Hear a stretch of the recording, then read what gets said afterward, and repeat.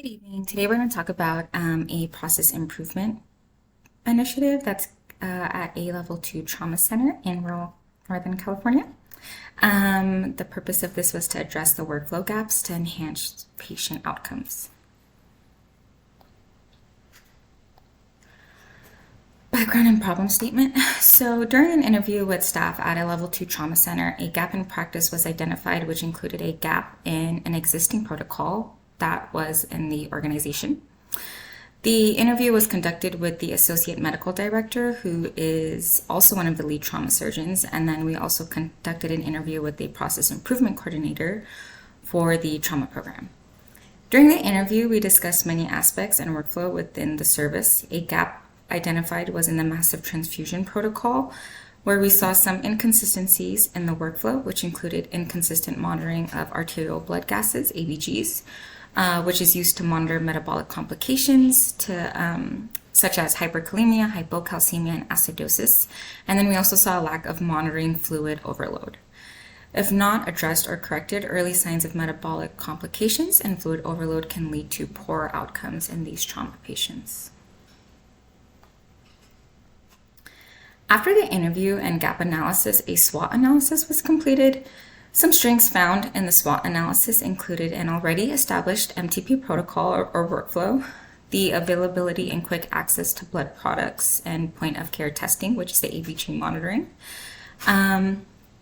Some weaknesses we found included inconsistent adherence to protocol, which was basically the consistent timing of collecting ABGs, and we saw a weakness in monitoring for fluid overload.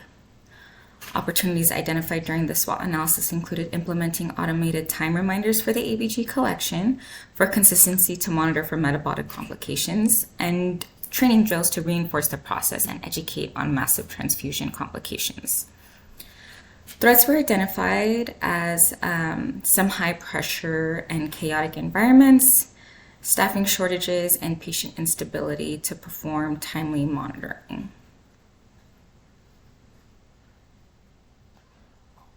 Proposed interventions. So we were thinking we could implement automated ABG time reminders during massive transfusions. Key et al. Also discusses how using ABG's point of care can help with improving patient outcomes and monitoring for metabolic complications.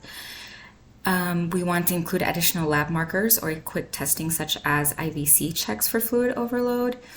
D. Nicolo et al. Discusses how the use of IVC checks, which is a point-of-care ultrasound exam that's quick, can monitor for fluid overload as well.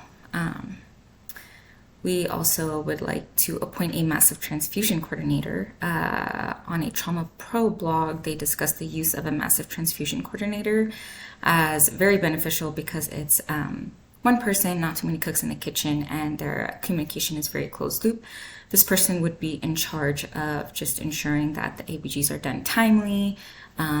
We are reassessing after a certain amount of blood infused, making sure that we're stopping the blood if bleeding is controlled, etc. And then we plan to conduct staff education and simulation drills with the entire trauma team, which includes the trauma nurse clinicians, the trauma surgeons, and the anesthesiologists, and lastly, the OR crew who participates in the trauma patient's care. Eventually, we want to lead this staff education and simulation drills with the ICU nurses as well. So some final thoughts: we aim to optimize MTP workflow and improve trauma patient care. Continuous consistent monitoring will lead to timely corrections and fewer complications. This change is data-driven by interviews, gap and SWOT analysis, and some literature review.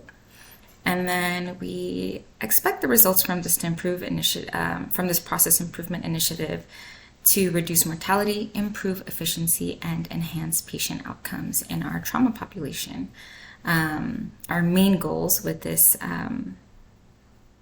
process improvement clinically would be to reduce metabolic complications, fluid overload, and improve patient safety. Thank you, and these are my references.